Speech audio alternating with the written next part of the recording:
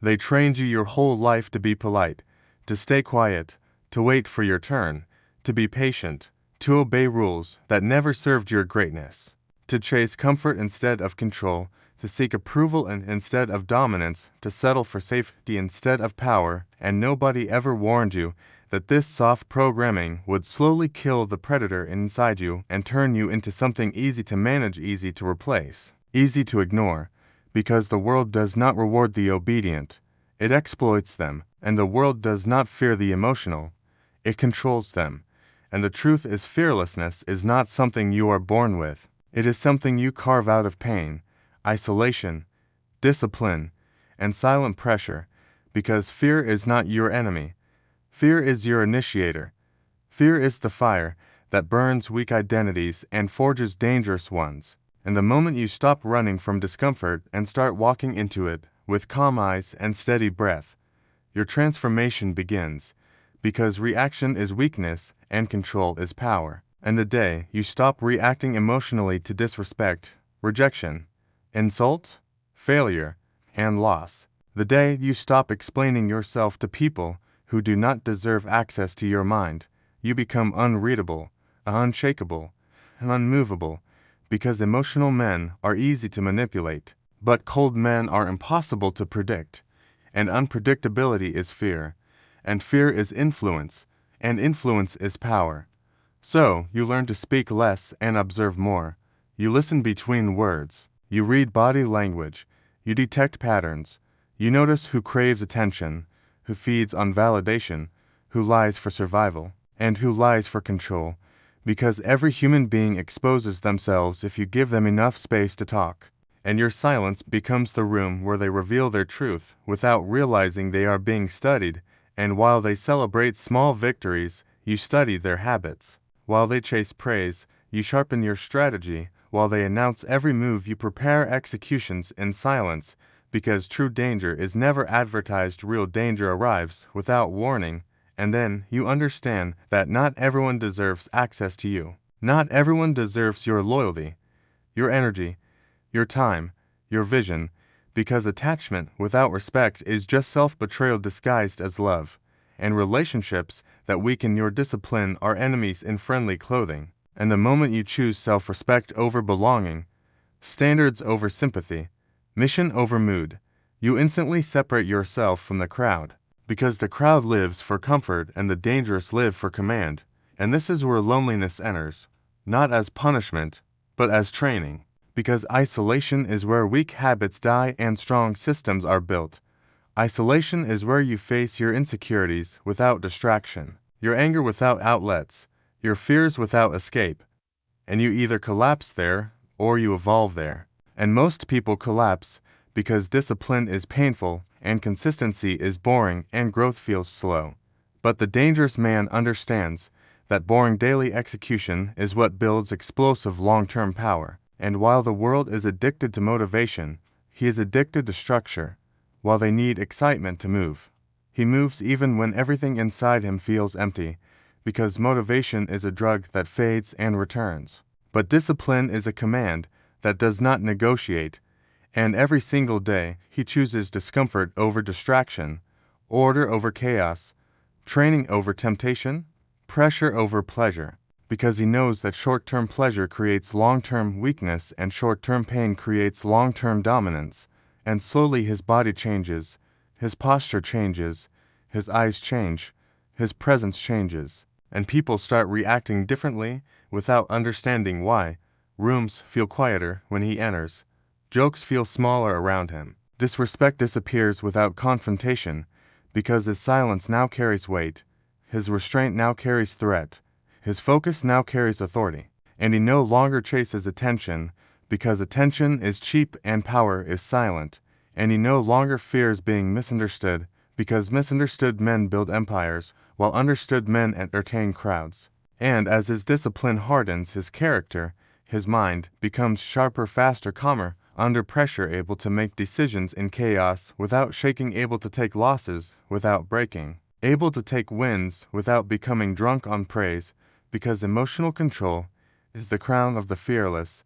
And when you master your emotions, you master your reactions, When you master your reactions, you master your outcomes, and when you master your outcomes, you master perception. And perception is reality in the world of power. And the dangerous man understands that mystery multiplies his influence, that the less people know about his plans, the more they fear his arrival, that the less he speaks, the more his actions echo, because loud men are never taken seriously by silent men who execute. And he stops revealing his vision to small minds that can only shrink it. He stops explaining his hunger to satisfied people who will only mock it. He stops showing his unfinished victories to spectators who have never built anything of their own, and instead he moves like a shadow, building in silence, stacking results, letting reality become his announcement. And then one day, the same world that ignored him starts measuring its words around him. The same voices that once laughed now hesitate. The same energy that once dismissed him now studies him with caution. Because what they feel is not hatred and it is not admiration.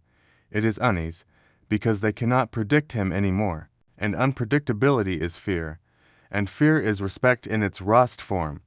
And at this stage, he no longer asks how to survive, because survival is for prey, and he has become something else now. Something calculated, something composed, something relentless, something that does not rush but never stops. And the deeper his discipline grows, the darker his mindset becomes. Not in destruction, but in control. Not in chaos, but in command, because he has learned to dominate his impulses, his desires, his anger, his fear, his impatience.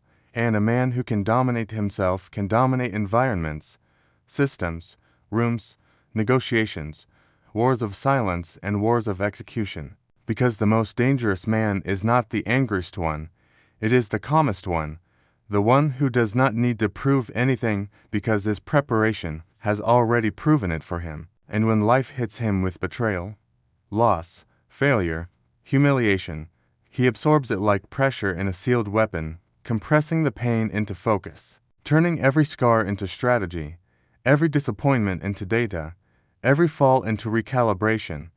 And instead of becoming bitter, he becomes precise. Instead of becoming loud, he becomes lethal. And with time, his standards rise so high that only pressure can meet him there, only discipline can stand beside him, only execution can match his expectations. And weak energy naturally disappears from his life without drama, without announcements, without public wars, because he does not fight for attention, he fights for position.